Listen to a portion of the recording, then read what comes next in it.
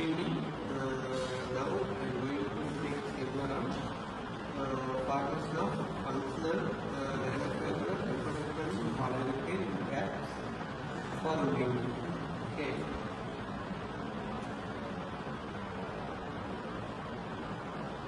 The abstract of the study was electrospinning is the emerging tool, the promising method to fabricate polymer nanofibers. The aim of the work was to fabricate polyurethane mat reinforced with grades for impressions. It was confirmed that fabric nanocomponents having better visual detail and suitable properties for impressing applications. Next, you will see the impressions. Impressions play important role in managing certain types of components, including chromatic, thermal, or chronicles. The materials used in the making impressions are biological, synthetic, and biological synthetic. The biological impressions which is commonly used in clinics are hollow skin, pig skin, but they possess some disadvantages such as limited sunlight, tiny angle intensity, and poor adherence of the cross contamination. Next, in this research, we are using electrospinning technique for fabricating scaffold. Electrospinning is a common technique for fabricating nanoscaffolds. The components involved are high voltage unit, syringe pump, and collector drum. In electrospinning, the high voltage was applied to the polymer jet, in which converted jet into the nanofibers. The electrospin helps in cell attachment, proliferation, having the healing process. In this research, we are using polyurethane. Why I use polyurethane means it is a common polymer used for making resin materials.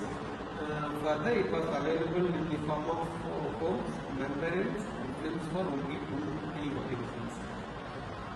The next material used was grapes. The grapes contains many inorganic components. It contains 70 to 80% of water. Further, it possesses many bioactive components such as glucose, fructose, aromatic components, minerals such as sodium, potassium, phosphate, peptic substance. Okay. Next, it was clearly proved in the literature. It possesses many biological properties such as antioxidant, anti-cancer, antimicrobial, anti-inflammation, which are potential in the healing applications. Next, you see the preparation of solution. For the preparation of solutions, I have used DMF. DMF means dimethyl fluoramate. In this study, I have used 9 main fractions of the polyurethane, the 9 main fractions of the grapes, but in volume fraction I used 8:1. Next, after fabrication, many characteristic techniques are used to validate suitability in the impressing applications such as scanning under microscopy, Fourier infrared spectroscopy analysis, contact measurement, TGA, and atomic microscopy. This is the cell investigation. Steel polymer. What I understand from the semi-indirect investigation is the fiber diameter was reduced with the addition of grapes. For PU polyurethane, the nano diameter observed was 30. Further, in case of PU, the nanofiber applied was 890. It was clearly shown in the literature the smaller diameter will be favorable for the cell attachment proliferation. Next, FTR analysis. FTR analysis used to identify whether I have added the grapes or not.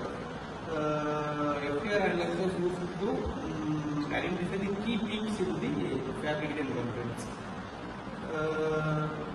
In this figure, this is the FTR analysis for the developed nanofibers. In this, we find there was a deviation in the region of OH group, and also CH group was